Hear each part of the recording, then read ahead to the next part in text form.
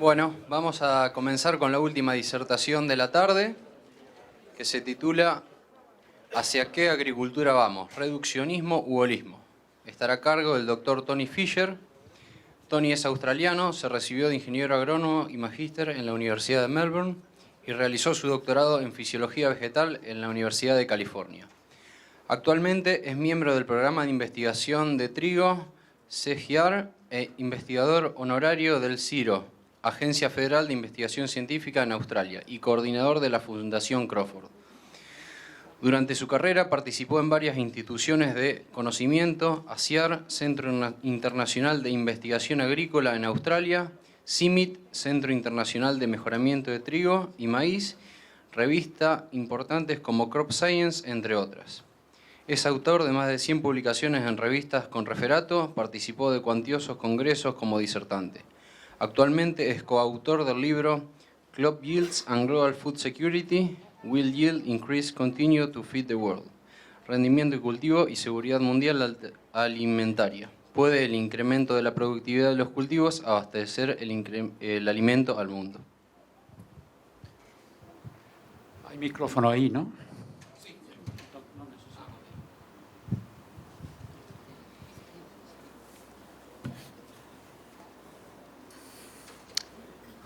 Muchas gracias por la introducción y antes de empezar, gracias a Presid por invitarme, no por el tema que me dieron, es un tema bastante difícil y puede llegar a puntos emocionales. Voy a intentar presentarlo en una manera racional. No voy a hablar mucho fuera de Argentina y Australia, dos países con agricultura moderna. La cosa puede ser muy distinta para países en vías de desarrollo, pero por lo menos en agricultura Argentina está arriba con todos los países modernos. Y finalmente, gracias por quedar hasta esta hora en la tarde. Hemos escuchado mucho. Desgraciadamente voy a repetir un poco, pero lo voy a pasar rápidamente y ojalá que ustedes aguanten a mi español. Ahí está mi tema, difícil. Una reseña breve de los puntos que quiero cubrir. Más que todo el reduccionismo, quiero explicar que para mí es simplificación y especialización en los sistemas de agricultura, y voy a dar ejemplos para que sepamos de lo que estamos hablando. Causas de esa simplificación y problemas, algunas consecuencias y posibles soluciones. Finalmente voy a tocar reduccionismo en la ciencia agrícola y algunas conclusiones. Bueno, brevemente como introducción, ya hemos escuchado muchas veces durante hoy lo que la sociedad requiere de agricultura.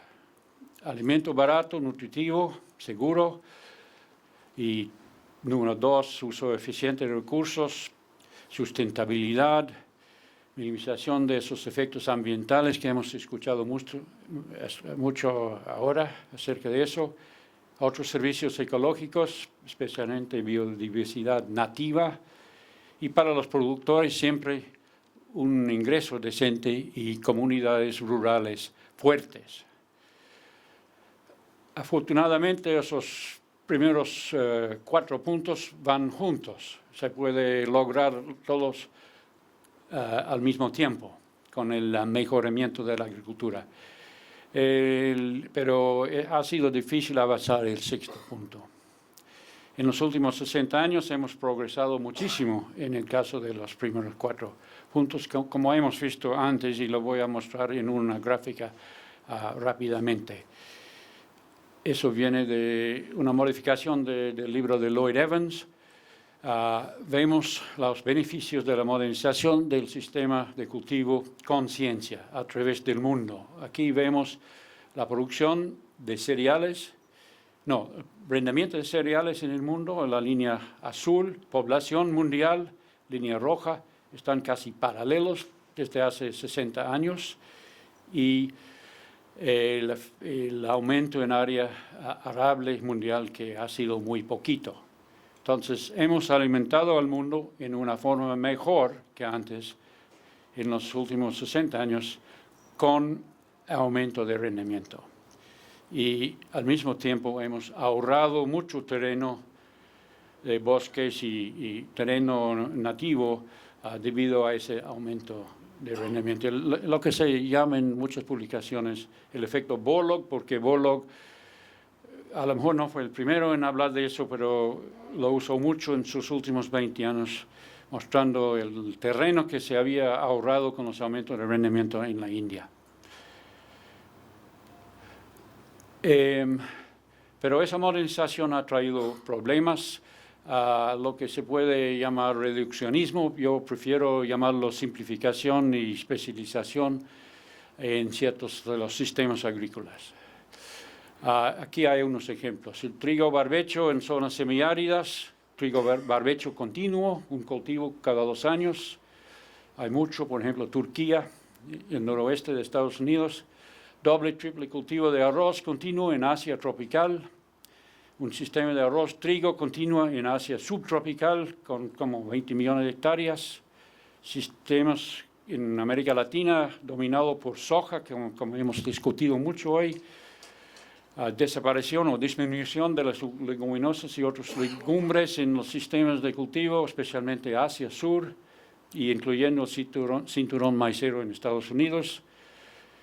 Disminución de los sistemas de producción mixta en general, por ejemplo en Australia, cultivos más animales, y aumento de la ganadería intensiva, especialmente en el norte. Ejemplos de simplificación. Por ejemplo, en el Corn Belt en Estados Unidos, empujado por la política hacia etanol más que todo, ha habido un aumento en maíz continuo. Eso está mostrado por esas imágenes satélites donde aparece en rojo en 2007 maíz sobre maíz, que está aumentando bastante en esa región, que es un distrito del estado de Iowa. Soja sobre soja hay muy poco, menos de 5%, pero bastante maíz sobre maíz.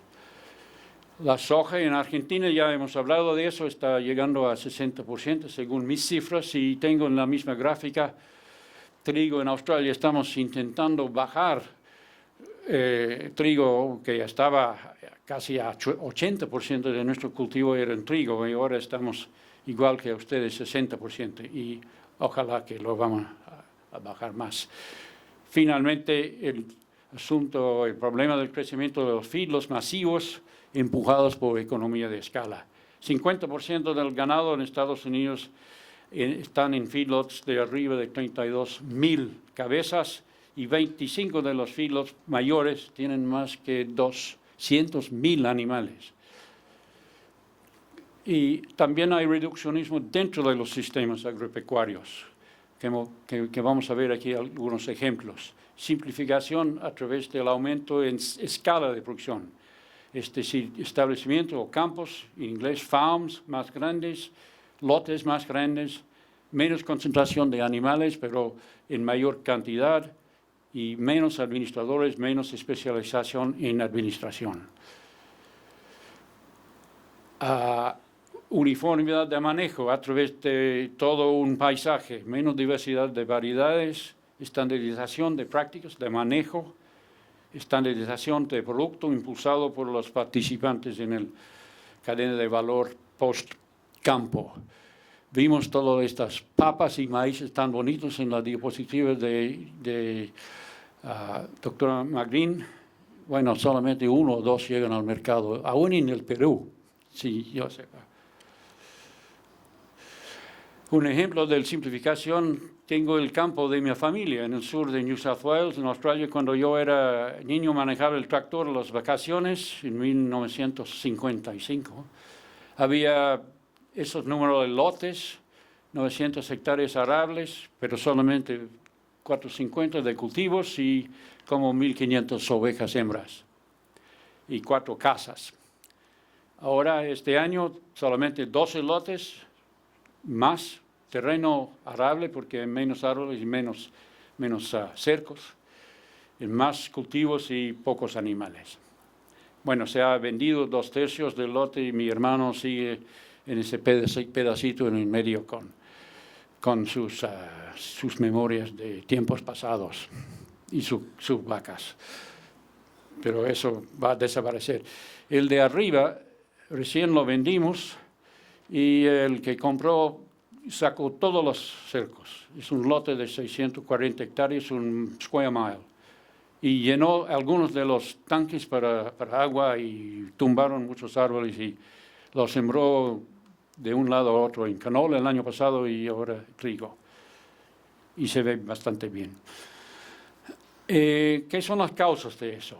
La simplificación de los sistemas y las prácticas. Bueno, aquí hay una serie. Más que todo, el aumento en costo de mano de obra comparado con el costo del capital y las innovaciones en mecanización. Es lo que ha impulsado las economías de escala en todo el mundo. También la percepción remota y la agricultura de precisión está reemplazando lo que antes el beneficio del conocimiento íntimo de los lotes que tenían los productores, que eso siempre decía que es una gran ventaja del pequeño agricultor. Sabía cada parcela, cada pedazo de su tierra, lo conocía muy bien, cómo manejarlo para producir bien. Aumento en la complejidad de toma de decisión favorece también la simplificación. Y políticas gubernamentales también están metidos y la globalización, además, está reforzando ciertas comodidades con ventaja comparativa natural. Consecuencias enormes mejoras en la productividad de factores y eficiencia, como hemos visto, por ejemplo, en la presentación de Juan Pablo, pero también existen problemas que a veces sugieren sobresimplificación. ¿Dónde pueden yacer los principales problemas? Bueno, pasando por los sistemas que mencioné al principio, el barbecho trigo de las grandes llanuras en Estados Unidos, Asia, erosión del suelo y aumento de enfermedades del suelo. Los sistemas, curiosamente, los sistemas basados en arroz, 2 y 3 arroces cada año durante siglos, parece que son bastante estables, quizás debido a los ciclos de humidificación, inundación y después un periodo corto de secado. Pero los sistemas predominantes en soja es quizás muy pronto para decir qué problemas tienen, pero los niveles de residuos son muy bajos, como hemos escuchado durante las presentaciones, y es probable que aumenten las enfermedades y las pestes y las malezas.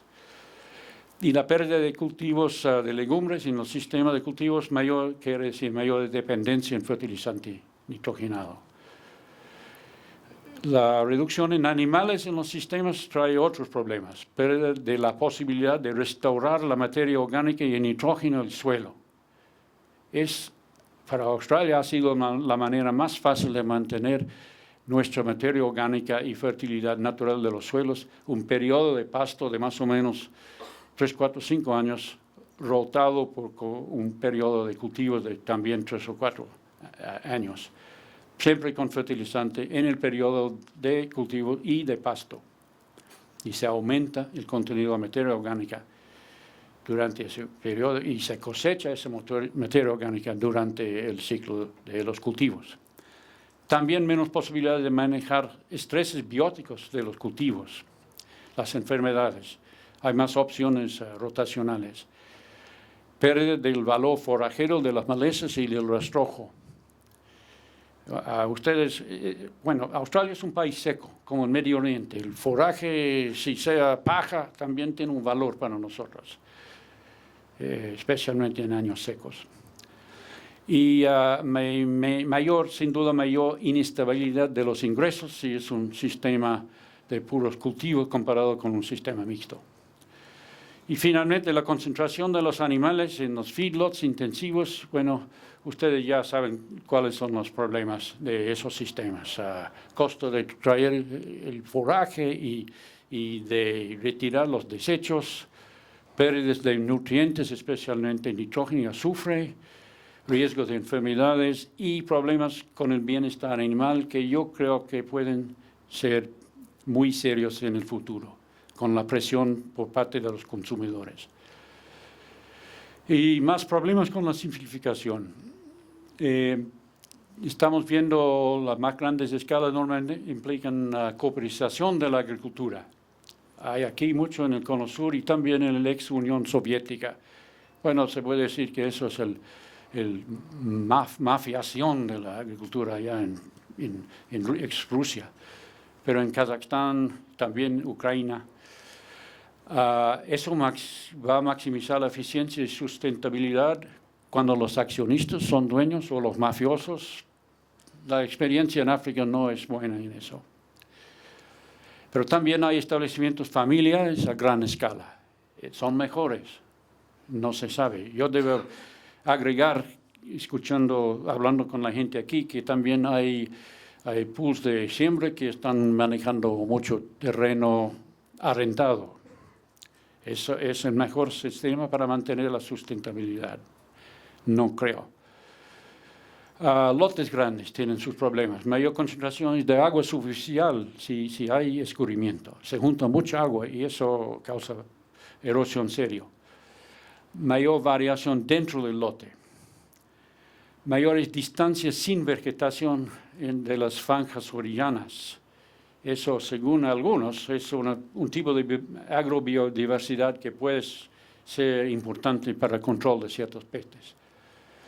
Y no se puede pastorear en forma eficiente. Un campo de 600 acres o 250 hectáreas, hay que tener muchos animales para pastorearlo bien. Hay que tener quizás 10.000 animales o dividirlo en lotes pequeños y pastorearlo en forma rotacional. Y esto no va bien con la maquinaria grande y la escala grande que quieren los agricultores con cultivos. Variedades uniformes pueden ser un problema. Ahí la clave es mantener una gran diversidad genética de resistencia a estrés biótico, pero eso aumenta significativamente el costo de mejoramiento y yo creo que a algunos de los privados no les interesa tanto eso. Hemos tenido solamente en países modernos un caso serio en los últimos 30 años, si me acuerdo bien, es el caso de maíz en Estados Unidos en 1970, donde se perdió 20 millones de toneladas de maíz debido a híbridos con la misma base genética susceptible a el Mythosporium, Southern Leaf Blight. Pero hay que vigilar eso de variedades uniformes al nivel de resistencia. Y prácticas uniformes de manejo, especialmente con los biocidas, requieren manejos especiales y muy complicados como el manejo integral de plagas y de malezas. Y hay gran pérdida de biodiversidad nativa, sin duda, porque todo el paisaje es cultivo, queda muy poco de la vegetación natural y sin duda debilitamiento de las comunidades rurales. Peor en Argentina, según me dicen mis amigos aquí, pero es un gran problema en Australia, relacionado con número de gente para mantener las escuelas y los hospitales y los caminos. Ok, ¿dónde vamos? Soluciones, si hay exceso de simplificación en el sistema. Unirse al mercado común, donde el público urbano está preparado a costear el mantenimiento original de los paisajes rurales. Bueno, está bien si uno está cerca de Europa, pero un poco difícil para nosotros en el otro hemisferio. Pero sí, en Europa, como escuchamos, el consumidor está dispuesto a pagar por mantener lo que yo llamo un museo, pero no es un museo. Hay también agricultura moderna. Es un museo en fase de Italia, sí. Italia es especial. Promover la diversidad de cultivos, con especial atención a cultivos nuevos y no tradicionales.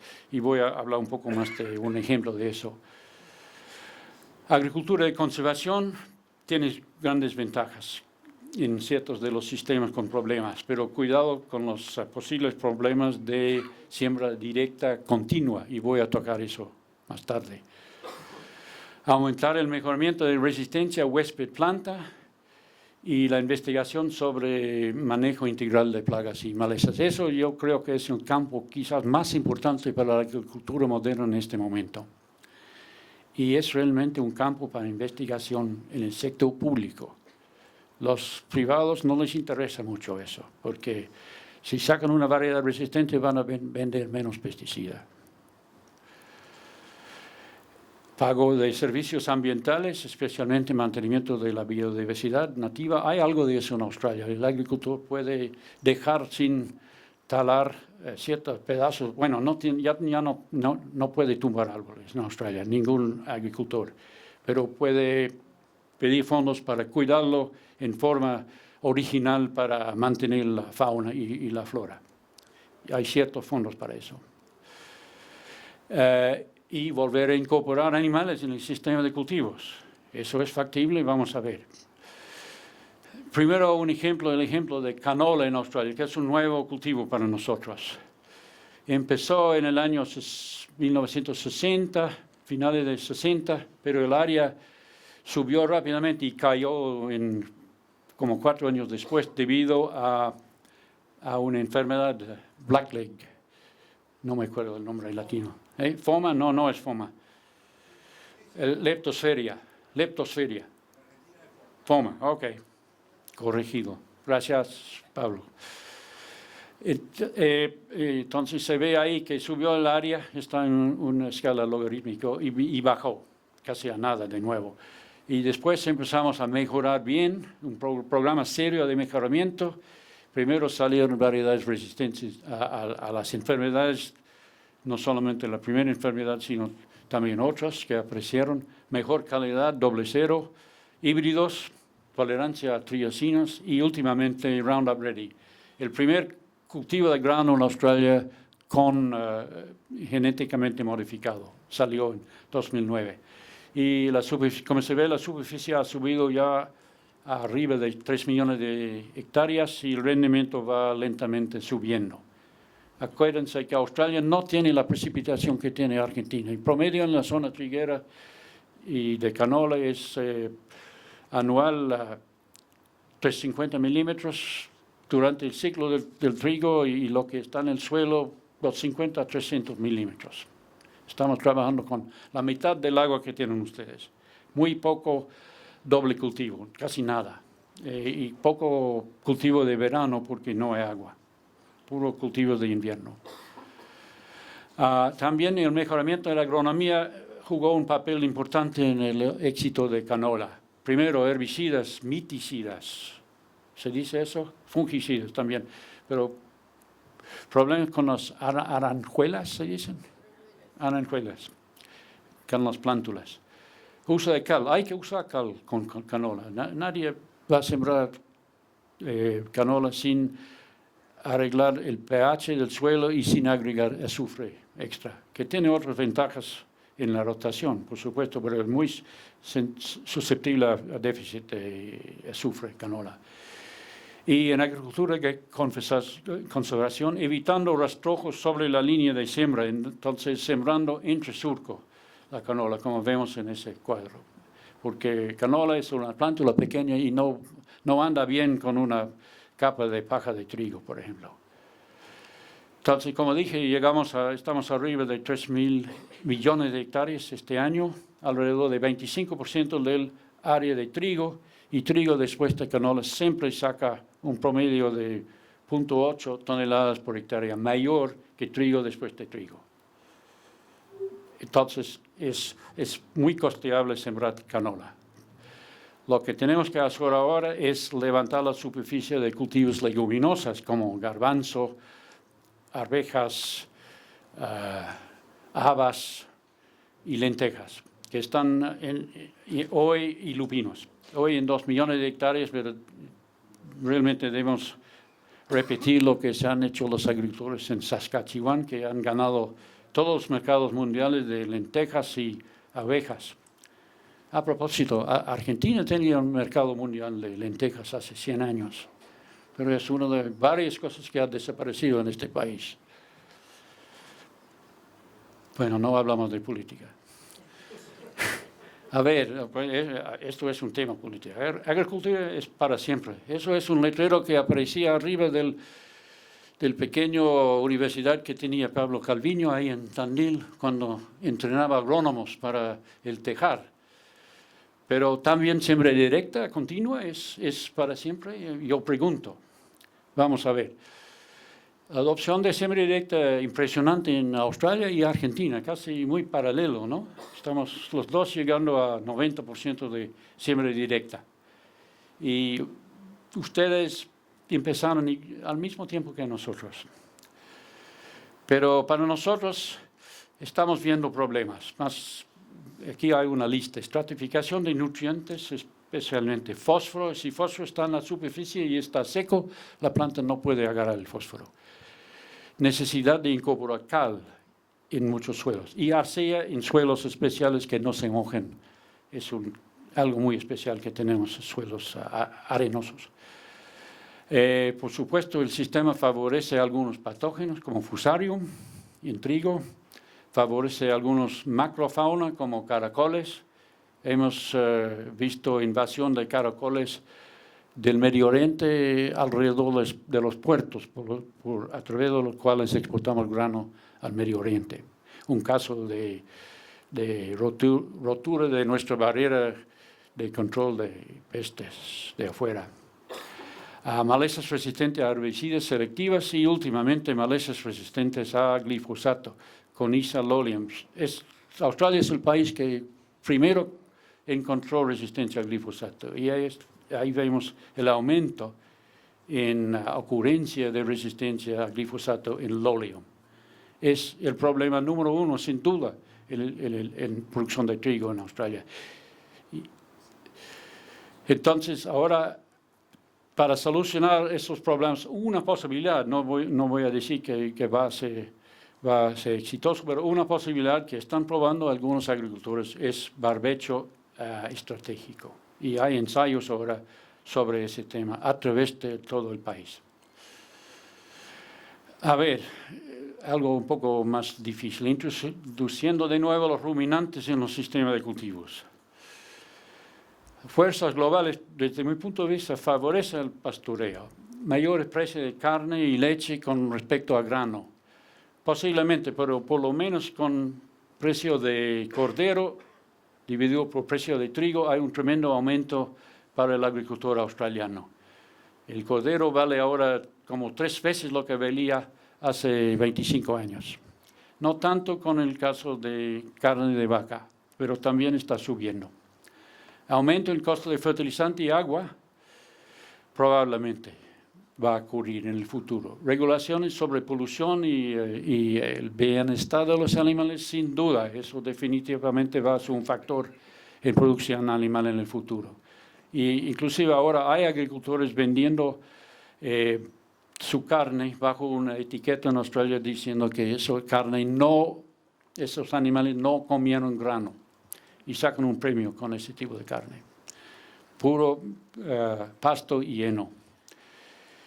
Y bueno, queda el problema de polución por metano y sigue siendo un problema y yo no sé si va a haber una manera de evitar eso con ruminantes. Mejor calidad de comida es la mejor manera de reducir producción de metano por kilo de carne en este momento. Bueno, los canguros no producen metano, pero va a tomar por lo menos 20 generaciones para domesticarles. Pero a lo mejor debemos empezar, como los rusos hizo con el zorro de plata. 17 generaciones para domesticar ese animal silvestre. ¿Qué pasa en Australia? Agricultura mixta en baja, a pesar de esas ventajas. Ahí se ve la curva del número de ovejas en la zona triguera. Estamos bajando desde 120 millones a 40 millones. Y hay 20 millones de cultivos en esa zona. A pesar de menos fluctuaciones en el ingreso, según ese trabajo de modelación que mencioné ahí, la necesidad menos fertilizante, si hay un buen pasto leguminoso, pasto contribuye 100 kilos por año, sin duda, si es alfalfa, más. y más opciones para controlar esas malezas difíciles, resistentes, opciones para pastorear rastrojo y hasta el cultivo un año mal, mejor meter los animales en vez de cosechar, si llueve solamente 150.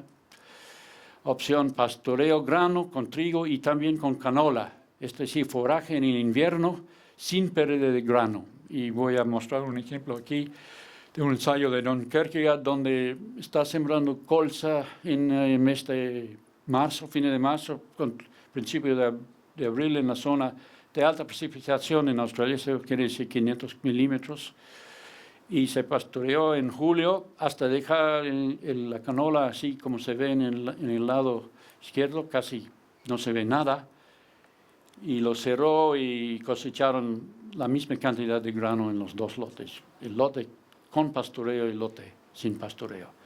Y yo creo que produjo como 310 animal por hectárea con esa canola sembrada en fines de marzo.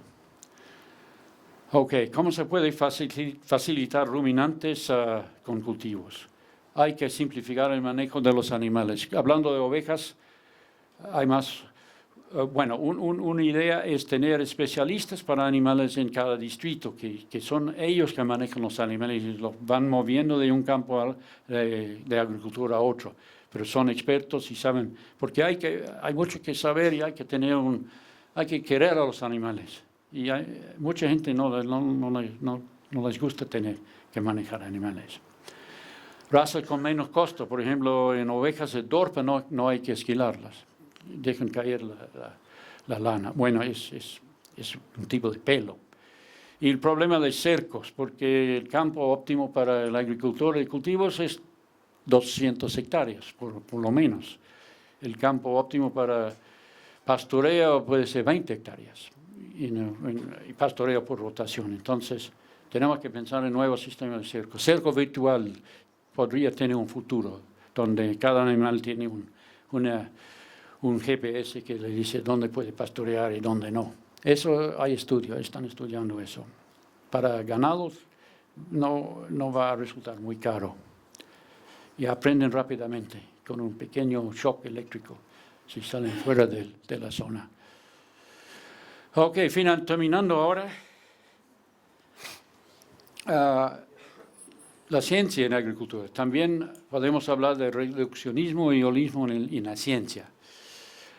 Para mí, el reduccionismo es enfoque en los niveles muy bajos de la organización biológica, como al nivel molecular y químico molecular.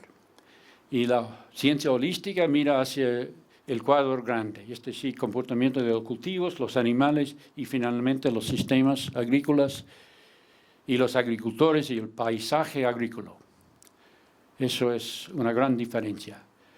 Y algunos problemas en agricultura requieren sin duda reduccionismo para su solución. Otros, obviamente, holismo. Pero la mayoría requieren las dos cosas.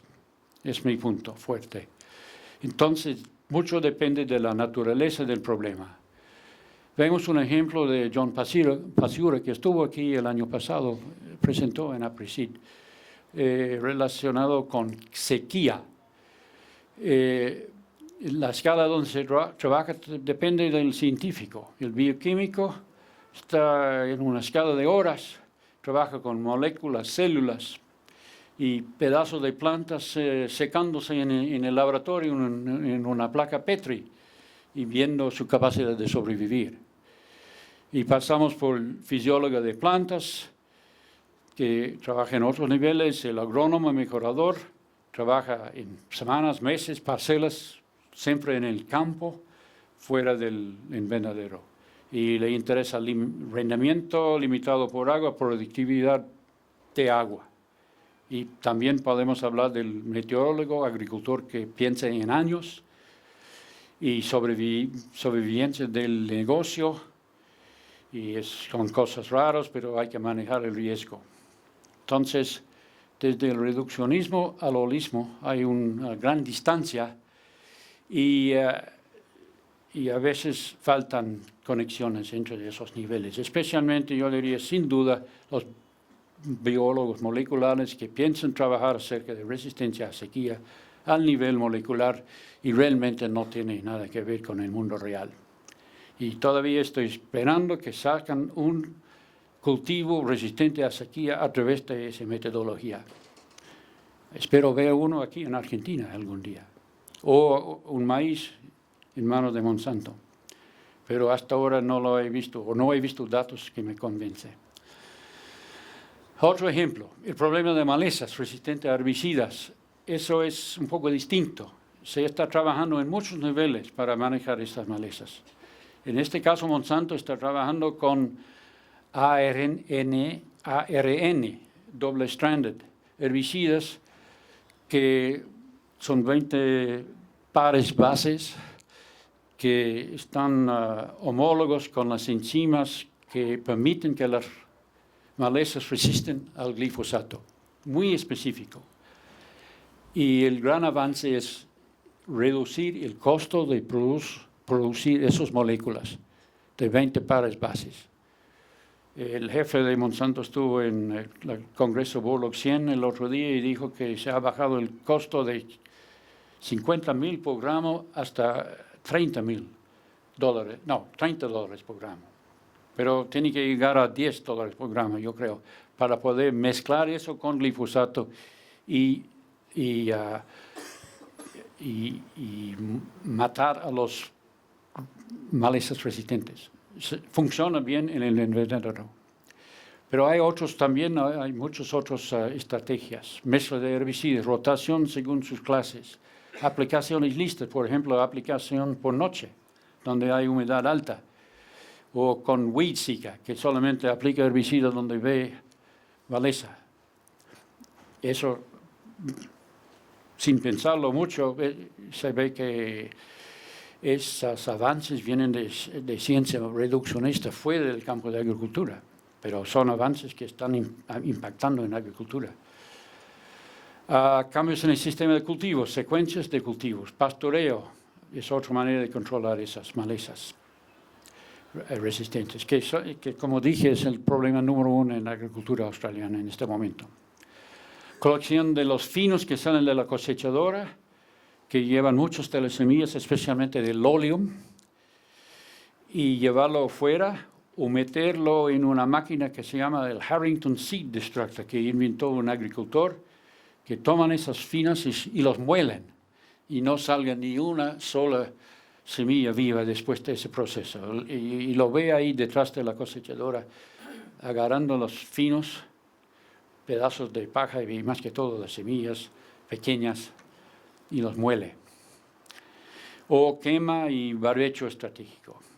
Y el punto que quiero hacer con eso es que la solución de ese problema puede venir del nivel biología molecular hasta de la ingenuidad del agricultor y de todos los niveles entre esos dos niveles.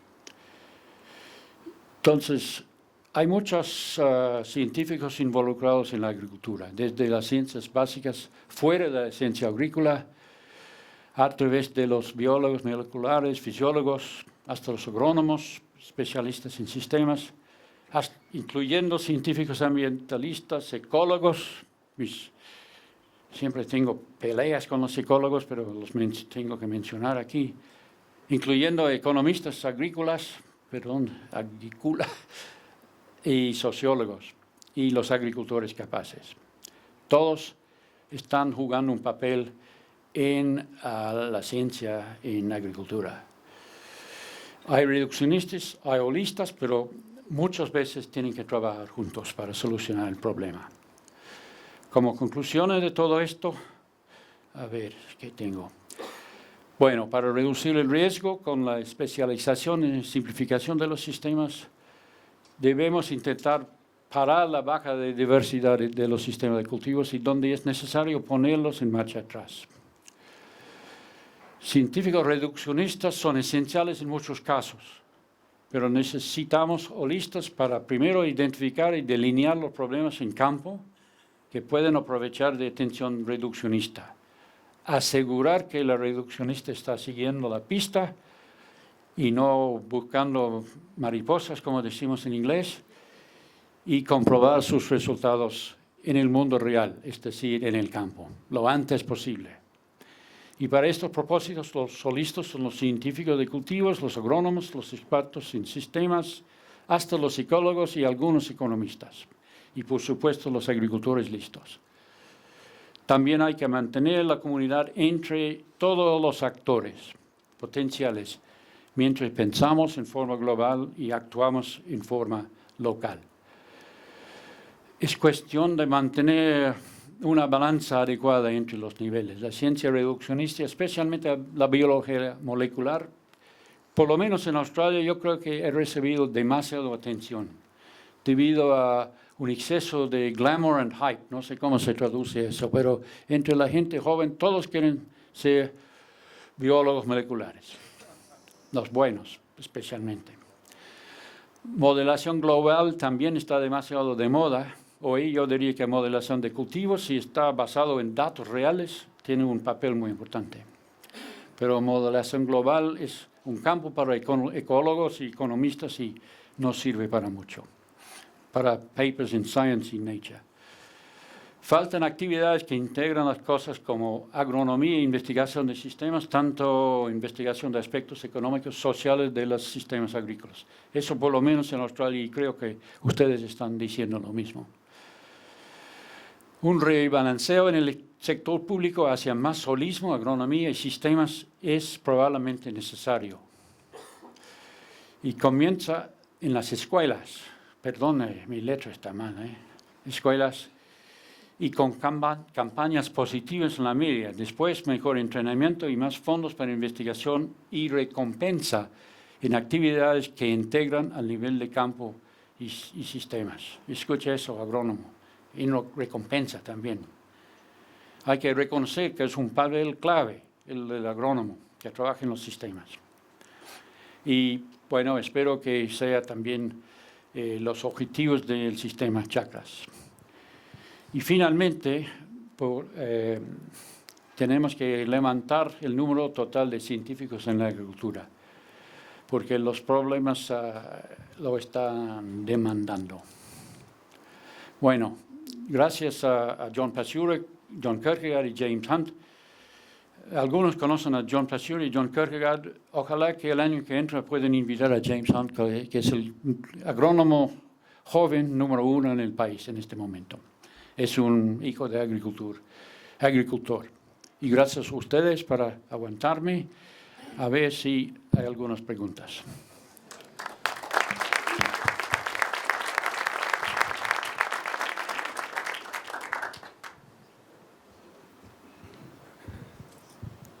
A propósito, es el campo cerca del campo de mis padres, mi hermano, en una primavera buena. Usted mencionó que las respuestas para las respuestas para el problema de las malezas resistentes, por ejemplo, la investigación debería ser llevada a cabo por el Estado y no por las empresas que se benefician con la proliferación de esas malezas. ¿En Australia hay algún ejemplo que pueda ser replicado acá? ¿Hay alguna manera en que eso funcione? Bueno, el control integral está en manos del sector público, pero nuevos químicos está siempre en manos del sector privado. El sector público lo dejó hace 30 años y probablemente nunca va a poder volver a trabajar en ese campo. Entonces, tengo un pequeño error en lo que dije, pero estoy pensando más que todo en pesticidas y fungicidas. Cuando se trata de herbicidas y resistencia a herbicidas, realmente tenemos que usar todas las armas que hay, incluyendo nuevos químicos, que sí los hay. Pero me dicen que no hay mucha posibilidad de que saquen nuevas fórmulas para el control químico. Entonces, otra solución es el sector público tiene que vigilar bien a los nuevos químicos, tienen que comprobarlos o si no el sector público, los agricultores mismos a través de su grupo de productores para ver realmente si están haciendo lo que quieren, lo que dicen las compañías. Un problema en Australia es que muchos de los agrónomos en el campo son vendedores de insumos y eso está un poco peligroso porque reciben bonos y venden más cosas.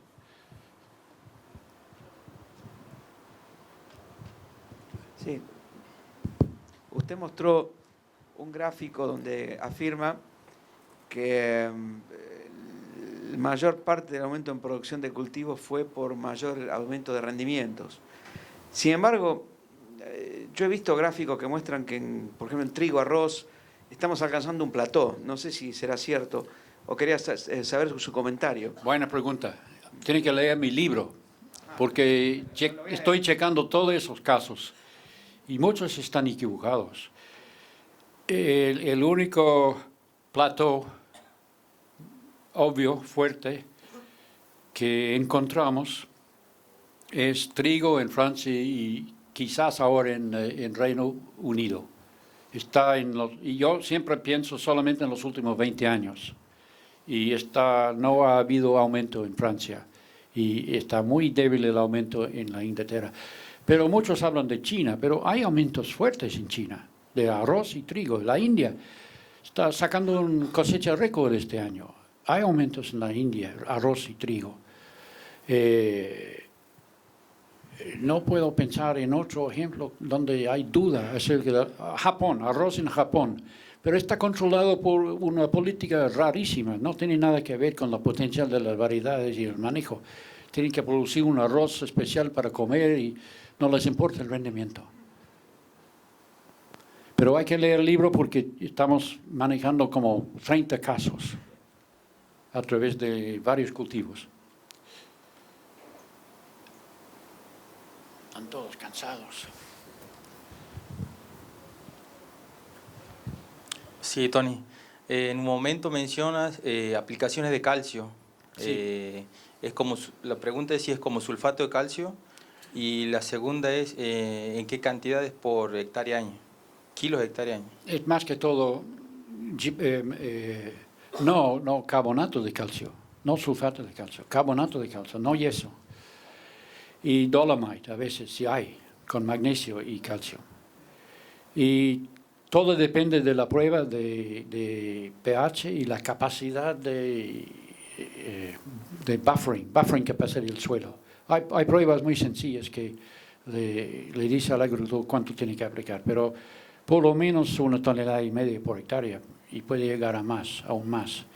Y la ventaja de colza es que rinde bien en esas zonas con suelos ácidos, suelen tener un poco más precipitación y con la cosecha de la colza a los precios de ahora se puede pagar fácilmente el costo de aplicar cal. Y eso dura para varios años, puede ser 5 o 10 años. Y el trigo también beneficia por el cambio de pH en muchos suelos, por pequeña toxicidad de aluminio. Acá. No, la pregunta mía es técnica. Me quedé pensando en qué momento, en qué estado fenológico o hasta qué estado fenológico se pastorea o se puede pastorear la colza y si el pastoreo con bovinos también se puede hacer. Eso se ha estudiado mucho últimamente y está bien, se entiende bien el problema. Yo no soy experto en eso, pero si aparecen los botones de las flores, eso es ya, no debe pastorear antes, después de ese punto. Están muy debajo y la capacidad de recuperar es increíble, ¿eh? Casi no había área foliar después de ese pastoreo y recuperó y rindió 3 toneladas. El caso de trigo es bien conocido, ¿no? Depende de dónde está el ápice. No debe pastorear el ápice. Entonces hay que dejar de pastorear en la etapa 30-31. Pero trigos y canola de largo ciclo pueden producir 2 hasta 3 toneladas de materia seca de muy buena calidad antes de esa etapa, si se siembra temprano y si hay humedad. ¿Y se puede recomendar una fertilización luego de la pastoreada? Sí, normalmente sí. pero no se pierde tanto de nitrógeno. Hemos visto que el pastoreo es menos dañino al rendimiento que un corte con máquina. Parece que el nitrógeno pasa por la oveja o el ganado en forma de orina, de amonio. Pero sí, normalmente. Depende del rendimiento que se espera y si están buscando alto contenido de proteína. El canola requiere mucho nitrógeno, sí. Una consulta acá. Con respecto al ARN y su uso, ¿qué sensación tiene sobre el impacto o la peligrosidad como práctica en la aplicación, como riesgo, como tratamiento? Contra hierbas. Sí, contra hierbas o contra insectos, que también hay proyectos. También están trabajando en eso. Bueno, son moléculas de 20 bases, son muy específicos, porque es una combinación de 20 pares. Entonces, esto es homólogo con una enzima en el organismo que es la meta, y se puede ver si hay otros enzimas en las plantas y en los animales que también pueden reaccionar con esa molécula, pero es fácil encontrar una molécula única que solamente hace impacto con una enzima, con un message de RNA. Entonces es una metodología muy específica, mucho más específica que cualquier producto químico, porque está, ¿cómo se dice? Targeting unique enzyme en la planta resistente. Porque la planta es resistente porque ha podido amplificar una enzima que evite el problema del glifosato en la producción de un aminoácido. Tiene como 50 veces la producción de esa enzima para evitar el efecto del glifosato. Y la molécula está enfocada en dañar esa enzima. Yo lo veo con mucha posibilidad, depende solamente del costo.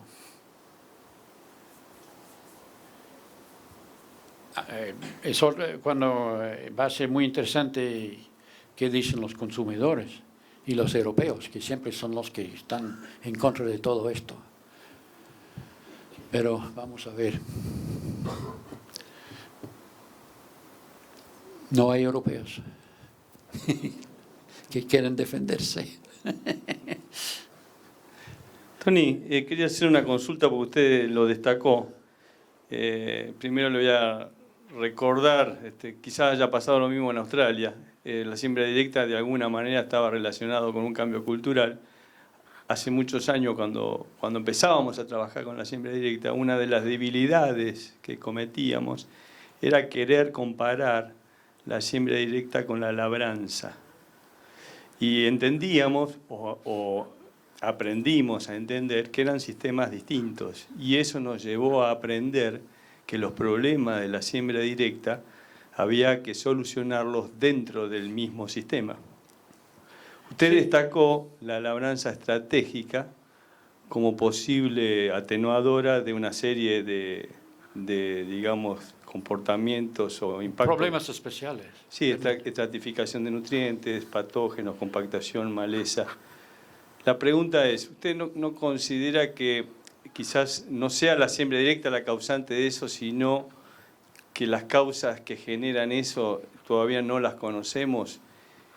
Y que... Bueno, lo conocemos en el caso de las malezas resistentes, el exceso de uso de glifosato. Eso empezó antes de la... También ocurre sin cero labranza si se usa glifosato para controlar malezas durante el barbecho. También ocurre ese problema. Pero usted tiene razón, al principio empezamos comparando cero labranza con convencional con la misma fecha de siembra. Y la gran ventaja de cero labranza en nuestro sistema, donde siempre hay falta de agua, es la posibilidad de sembrar mucha superficie rápido cuando llueve, con la primera lluvia. Entonces, la fecha de siembra ha avanzado bastante debido a siembra directa. Probablemente es una ventaja que no se ve en Argentina, porque tienen más humedad. Nunca están buscando humedad para sembrar. Hemos visto, problemas. Bueno, eso de las malezas, yo creo que hay que investigar todas las posibilidades. A lo mejor ese barbecho que están haciendo algunos agricultores invirtiendo la tierra. Vamos a ver qué pasa. Pero hay algunos, no muchos. A veces incluyen cal y es una ventaja poder enterrar la cal así. ¿Qué más? Es una pregunta muy difícil con muchos puntos. ¿Qué otras interacciones estamos dejando?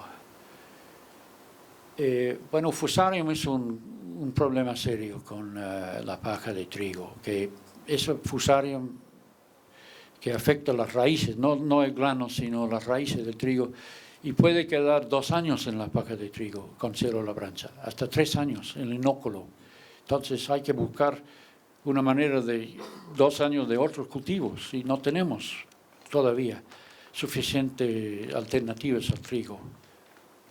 Tiene que ser alternativa a trigo o cebada, tiene que ser leguminosas o colzas para reducir el inóculo de Fusarium.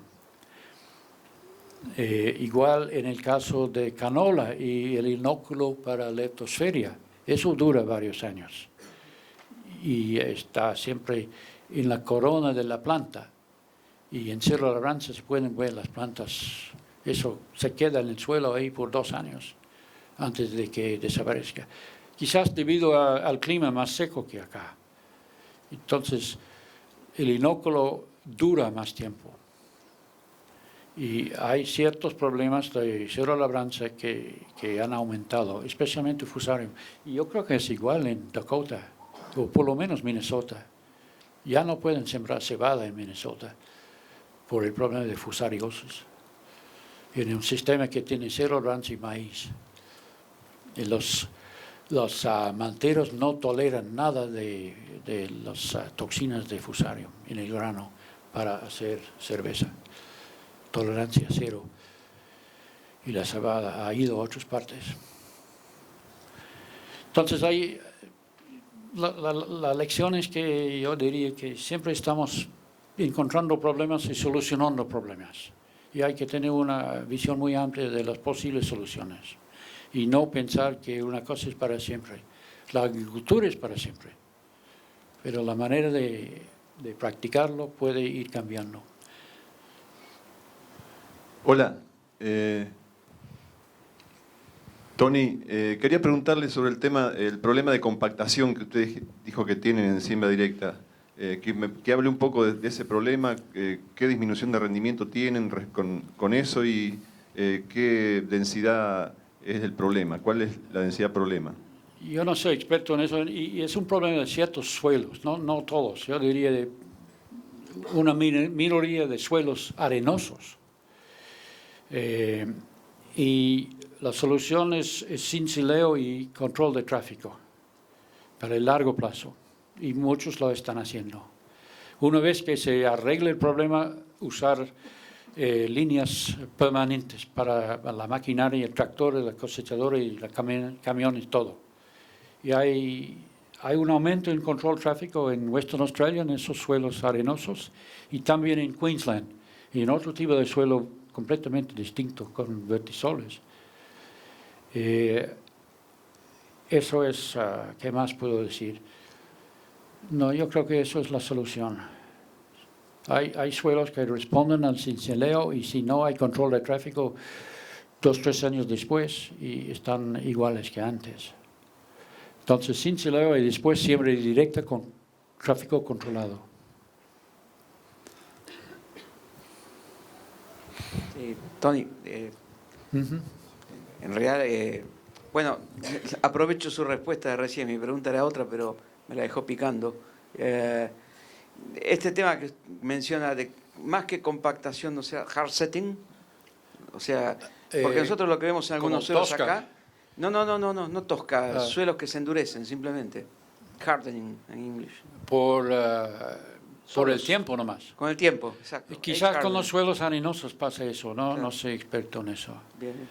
No, y mi otra pregunta era, usted mencionó el tema lime encalado y dolomita. Acá hay agricultores que lo están usando no específicamente con problemas de acidez. Y dicen que hay respuesta. Es un típico problema bottom tap, esto al revés. ¿Cuál es su opinión? Se usa como mejorador acá. Hay gente que lo preconiza. No sé si tienen experiencia en esto. O solo la decisión es por ¿Para acidez. salinidad, entonces? No. ¿Como yeso? No, mejorador de estructura. Con cal o con yeso. Con cal. No, cal, dolomita, yeso también. Bueno, yeso sí, pero carbonato de calcio no. Bien. No se usa. Perfecto. Para estructura, sin duda, varios años de pasto. Es sin duda lo mejor. Especialmente con zacates. Pero mejor tener una leguminosa para aprovechar un poco de fijación de nitrógeno.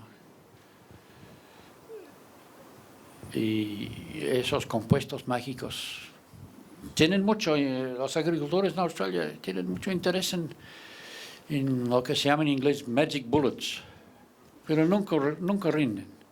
Es pura propaganda. Es un papel del sector público comprobar esas cosas y mostrar que no sirven para nada, en la mayoría de los casos.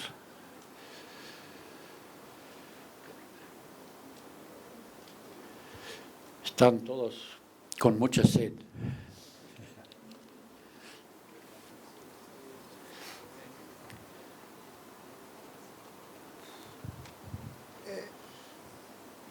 Fisher, una pregunta de Dwayne Beck que me pidió que se la haga en castellano, pero yo sugiero si él se la hace en inglés y después usted la traduce para evitar hacer alguna macana en la traducción, que es... Bueno, depende de la pregunta. Bueno, por eso. If it's not a difficult question, it's okay.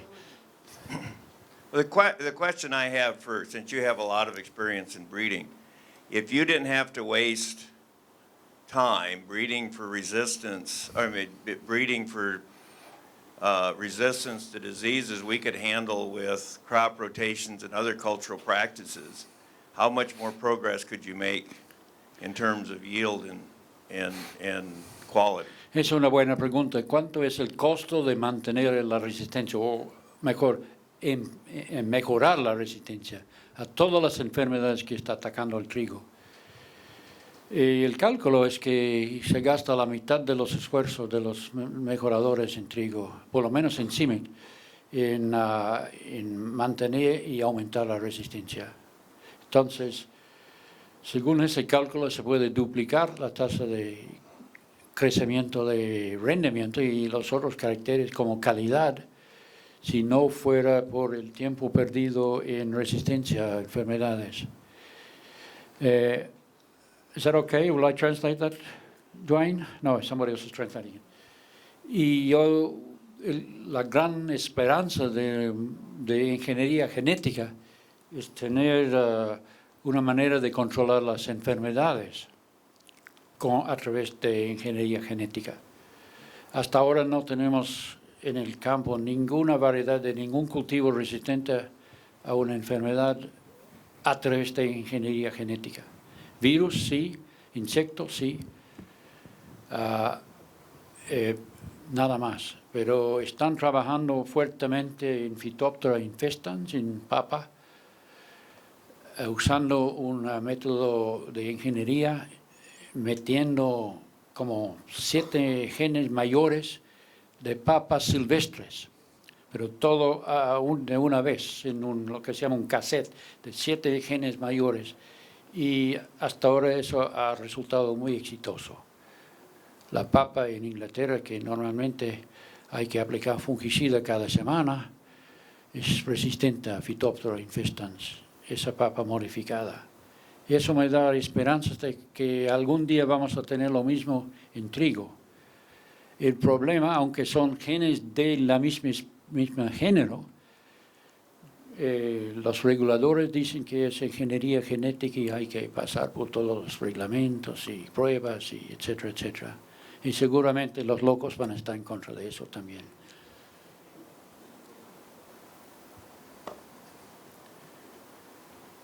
Yo lo no veo muy peligroso para la salud ni para el ambiente. Entonces ayuda al ambiente si se baja el número de aplicaciones de fungicidas. A lo mejor han oído hablar de brinjal en la India. Es un cuento interesante y parecido. La India ha tenido aubergine. ¿Cómo se dice en español? Aubergine. Berenjena, resistente a insectos, a través de BT, ingeniería genética. En el campo de los agricultores aplican insecticidas cada tercer día para controlar en berenjena los insectos. Pero en la India, debido a los sabios en el Parlamento, nunca han podido lanzar esas variedades resistentes, aunque es tecnología de los mismos hindúes. Al lado, Bangladesh estaba haciendo lo mismo. Y este año, los productos de la investigación, también berenjena con BT, se sembró en campo de agricultor, 20 agricultores, y el resultado es maravilloso. No tuvieron que aplicar y sacaron berenjenas limpias. Y ya están todos comidos. Y quieren más semilla. Todo el país quiere sembrar berenjenas resistentes. No haya muerto. Eso va a ser un reto muy fuerte para los verdes, porque es una comida y un éxito, yo diría un éxito muy valioso, porque evita el uso de insecticidas para controlar Lepidoptera en berenjenas, que es una verdura muy importante en Asia Sur.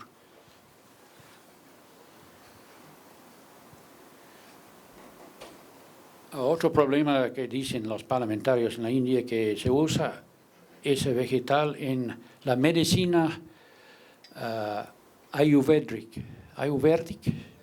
tradicional de la India. Y puede haber cruzamiento entre los nuevos genotipos transgénicos y los que se usan en la medicina tradicional, y eso va a destruir una industria en el sur de la India. Pero hay otras maneras de evitar eso. Sí, una pregunta. Cuando nombraste el reingreso de los rumiantes a los sistemas agrícolas, nombraste algo así como productores expertos locales. ¿A qué te referís? Bueno, es como tener en cada región una persona que se dedica a manejar animales. Puede tener 10.000 ovejas. Tiene un poco de campo, de su propio campo, pero el resto del tiempo las ovejas están en campos de agricultores que tienen solamente cultivos y no saben cómo manejar las ovejas. Y tienen campos de 200 hectáreas. Con 10.000 ovejas sí se puede pastorear 200 hectáreas. Eso sería 50 por hectárea, ¿no? No, 500 por hectárea. A ver, hay que tener como 50 por hectárea para un buen pastoreo rápido, para aprovechar todo el pasto. Entonces, es una idea que surgió en Wagga Wagga. Mi amigo el profesor Ted Wolf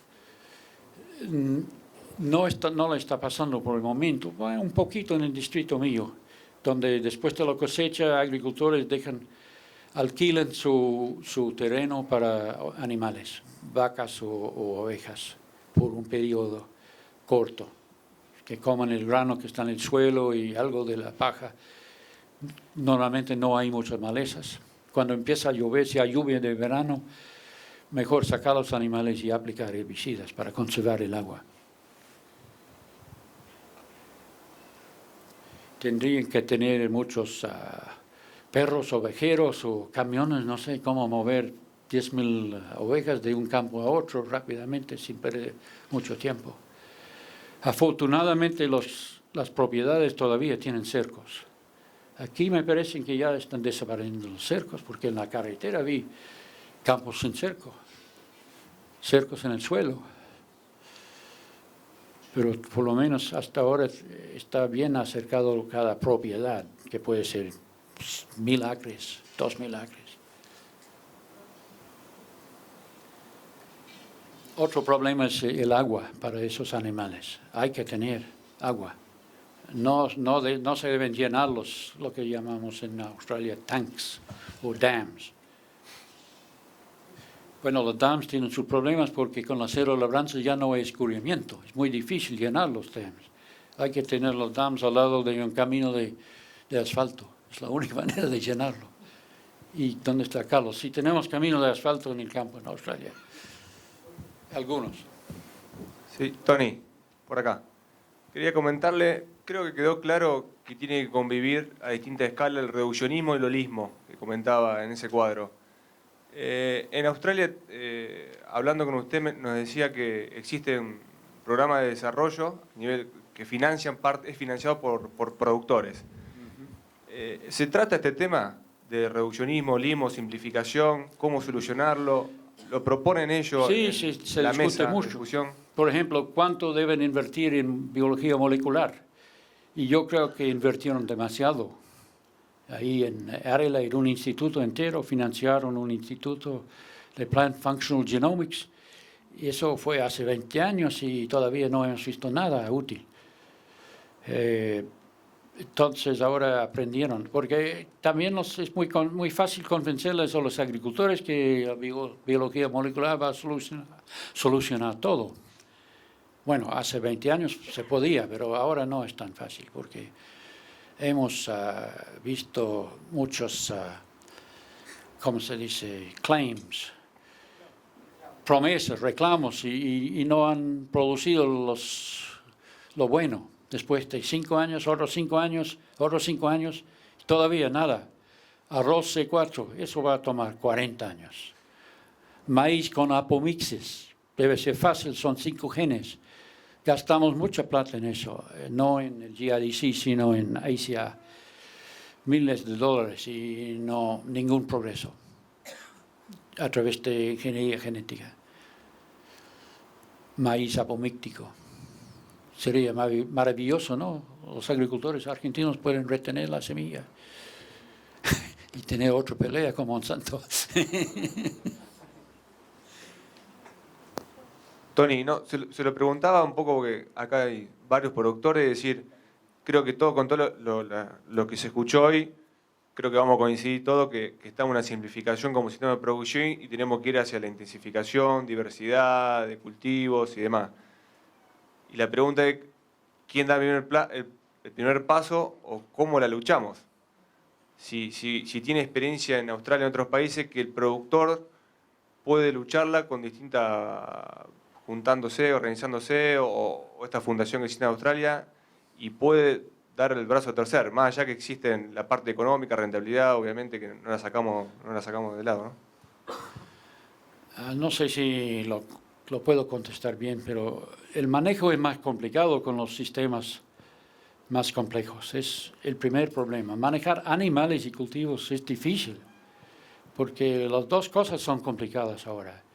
Entonces, hay que tener acceso a asesores o ¿cómo se dice?, un acuerdo en la familia que una persona se dedica a los animales y otro a los cultivos y otro a las finanzas. Porque cuando se juntan todas las cosas que requieren decisiones cada semana, es demasiado para una persona. Y también tomando en cuenta toda la información que hay ahora en el Internet. ¿Cómo solucionar eso? ¿No? Bueno, uno es tener varias personas trabajando juntos. Otro es acceso a consultores pagados. Y otro es acceso a través de los grupos a vecinos y otros en el distrito que también están con las mismas dificultades de cómo llegar a hacer decisiones. Otro aspecto puede ser el uso de modelos de simulación para facilitar algunas de las decisiones. Esto sí se está usando, más que todos los consultores, no los agricultores mismos, el uso de lo que se llama yield profit, para decidir si este año, en etapa 30 del trigo, vale la pena agregar más nitrógeno. Se toma en cuenta agua en el suelo, lluvia hasta de siembra al momento, pronóstico de clima, niño, niña, todo esto, precios. y el modelo calcula las posibilidades de sacar un beneficio o no, agregando más nitrógeno. Eso es un servicio que está en el web ahora, pero la mayoría de los agricultores no tienen tiempo para hacer eso. Entonces, tienen asesores, consultores comprados que hacen eso para un distrito, 2 o 3 campos en un distrito para usar eso como guía para todos los campos que están dando asesoramiento. Entonces, sin duda, el manejo va a ser más complicado, pero va a haber otros herramientas para facilitar un sistema más diverso, si es que giramos hacia eso. Tengo mis dudas, Yo soy loco para las ovejas, es mi problema. No hay mucha gente así. Mi papá me mandó a estudiar fuera al internado con plata que ganó con lana de las ovejas. Entonces tengo que defender a las ovejas hasta el último.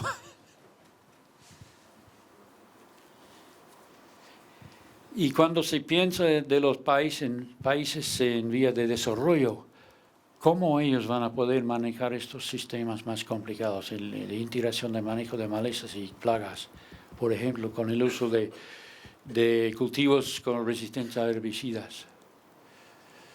Va a ser un reto tremendo para el sistema de extensión en la India y China, y sin destruir el valor de esos genes o esos productos.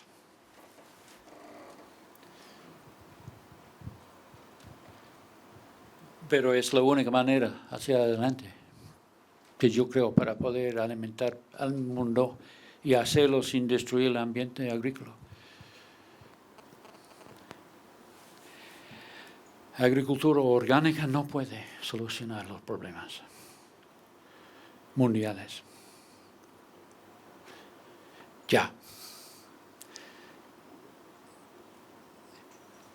¿Qué hay después? Bueno, Tony, muchas gracias por la presentación. Bueno, eso lo dejo para ustedes. Bueno, ahora le voy a pasar la palabra a Rodolfo, que va a hacer un cierre un poco del encuentro.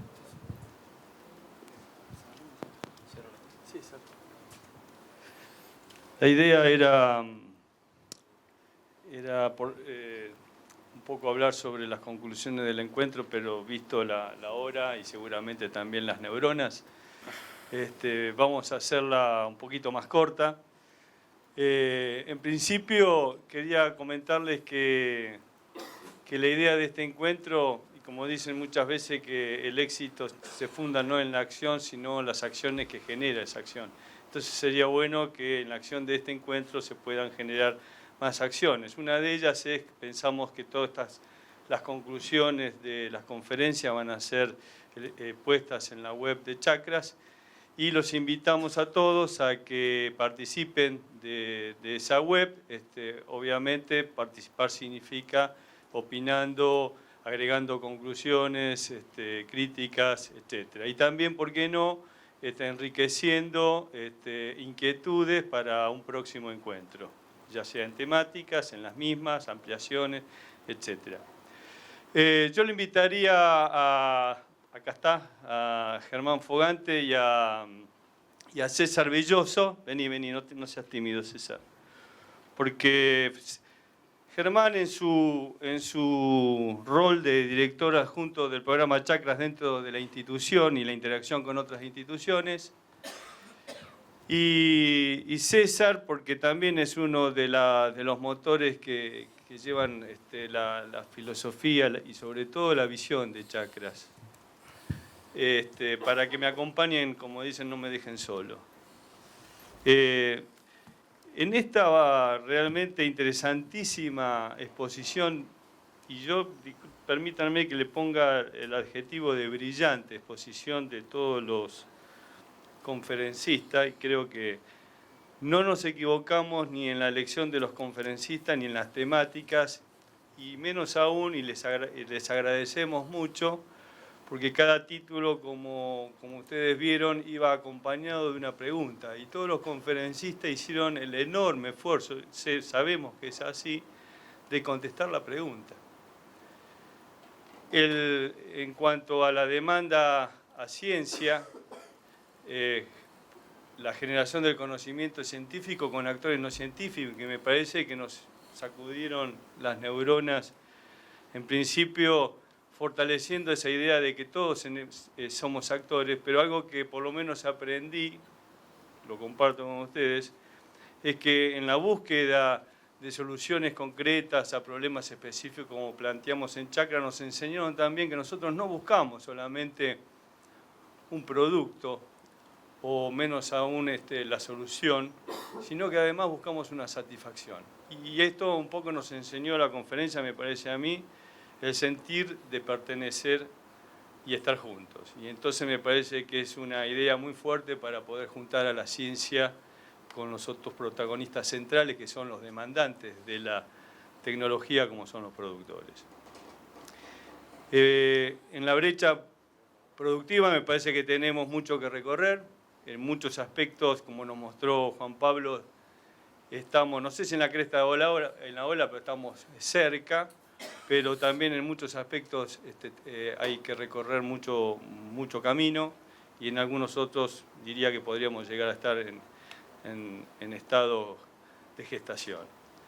Pero lo cierto es que dentro de ese camino hay mucha responsabilidad, como es la conservación de los recursos naturales y del medio ambiente en su conjunto.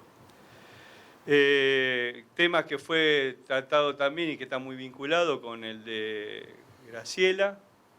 Me quedó muy grabado de que el cambio climático es evidente, no es una sensación, es algo que es tangible, y entonces me parece que tenemos que de alguna manera ser conscientes y actuar también en la medida que podamos. Esto de no, aunque sea hacer la Teresa de Calcuta que decía, poner una gotita dentro del mar. Creo que ahí hay mucho que recorrer, y sobre todo en la concientización.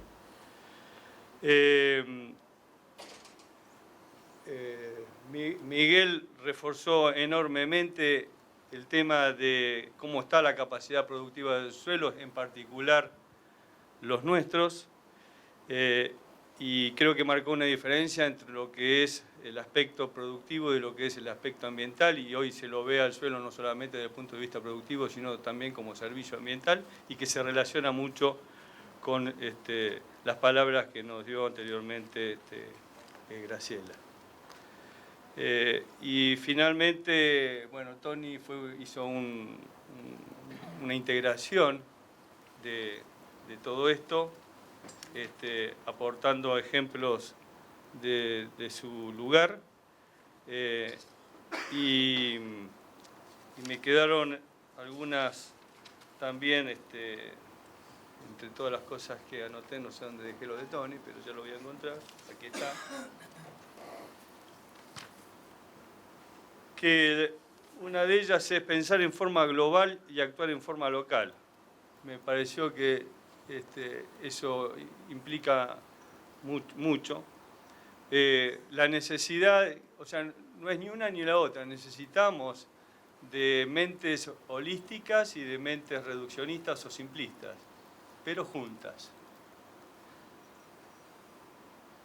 Me quedó que la agricultura es siempre la misma, pero que la forma de hacerla puede cambiar en forma dinámica. Lo importante es que lo hagamos en forma inteligente, y que fue también palabras de Graciela cuando dijo que necesitamos de una agricultura inteligente. Y esto, en definitiva, de nuevo convoca al conocimiento. El conocimiento no está solamente en manos de la ciencia, sino en conocimiento, como decíamos hoy, acompañado con el conocimiento empírico. Y nada, me parece que el desafío es justamente juntarnos para construir esa agricultura inteligente. Esto un poco un resumen muy escueto, disculpen que seguramente dejé en el camino un montón de conceptos, pero como digo, la idea es subirlos a la web y que todos ustedes puedan participar y que esta acción se transforme en más acciones. Me gustaría un minuto al dire de Chakras y a César. César se vino, pero no lo terminé de presentar. más allá de que también estuvo en su función de presidente de APRESID, conoce muy bien el paño, es miembro de una de las chacras para nosotros muy importante, porque además es emblemática desde el punto de vista que está localizada en una de las zonas más tecnificadas del país, que uno siempre se pregunta ¿y qué más podemos hacer? Sin embargo, los productores de esa zona se juntaron y armaron una chacra pensando en que podían hacer mucho todavía. Y bueno, César es miembro de esa chacra y asesor también técnico de esa chacra, y me gustaría que nos planteara su visión. No, un comentario muy breve. Chacras, hace algo más de 5 años, comenzó como un proyecto que después se transformó, gracias a nuestro expresidente en APRESID, a un programa de la institución, que ha buscado desde sus comienzos la generación de conocimiento local a través de protagonistas científicos y no científicos, todos visibles, interactuando para lograr ese conocimiento local, a través principalmente de lo que es tecnología de proceso o de manejo, como querramos llamarlo. Indudablemente nosotros en Argentina tenemos a disposición toda la tecnología de insumos que podemos tener para nuestros esquemas productivos. Es importante saber utilizarlos de la mejor manera para lograr una producción sustentable. Hasta aquí han formado parte, digamos, mucha gente, digamos, los que están en el día a día, digamos, dentro del programa, los técnicos que nos acompañan al staff del programa, los especialistas y por supuesto los productores asociados a las distintas chacras. Para ellos todo nuestro agradecimiento y la verdad que uno sueña desde el principio con formar una gran comunidad desde la generación del conocimiento compartido con quienes ya lo tienen y se puede adaptar localmente, y con quienes están en el campo y la verdad que son los que realmente nos trasladan o le trasladan, digamos, al expertise las necesidades de mejora o para combatir las limitantes productivas. Así que bueno, muchas gracias a ustedes y por haber asistido prácticamente todo el día, y gracias a quienes hacen o forman parte del programa también por estar. E invitamos a que muchos más se puedan agregar a esta comunidad. Muchas gracias.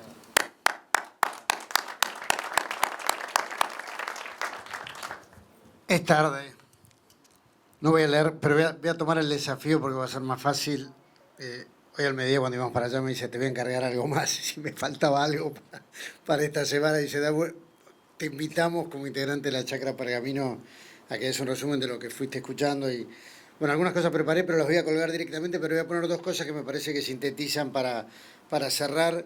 Y por un lado, tremendamente agradecido a los expositores. De alguna manera siento vergüenza estando acá después de toda la cantidad de científicos que estuvieron sentando acá.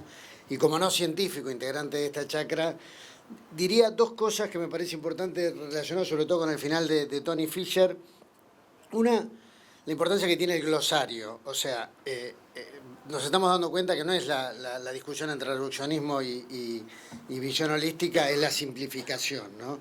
O sea, la simplificación en ambos métodos, tanto para el que es reduccionista o para el que es sistémico con visión holística, en la medida que simplifique va a fallar en su objetivo.